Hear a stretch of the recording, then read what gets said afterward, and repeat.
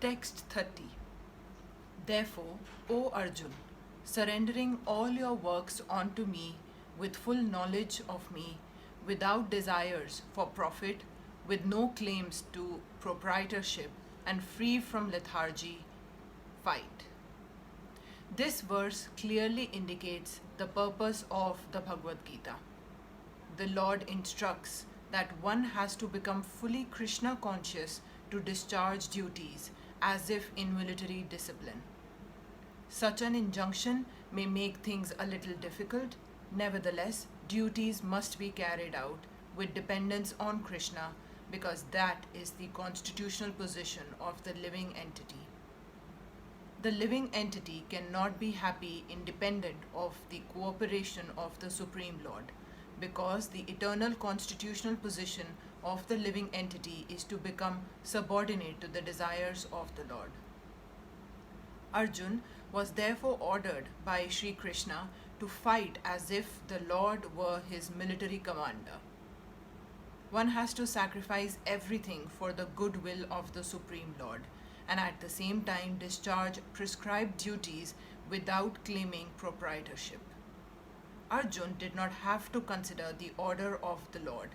He had only to execute his order. The Supreme Lord is the soul of all souls.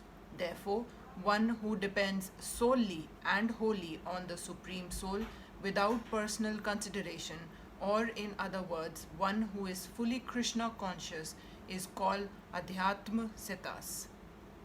Nirashay means that one has to act on the order of the master but should not expect fruitive results.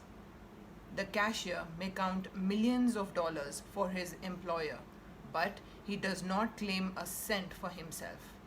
Similarly, one has to realize that nothing in the world belongs to any individual person, but that everything belongs to the Supreme Lord. That is the real purpose of Mai, or onto me.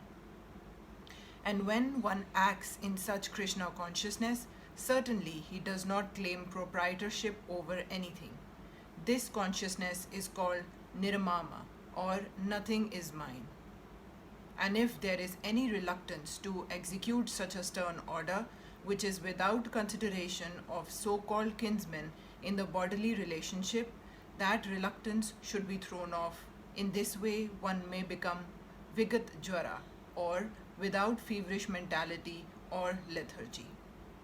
Everyone, according to his quality and position, has a particular type of work to discharge, and all such duties may be discharged in Krishna consciousness as described above.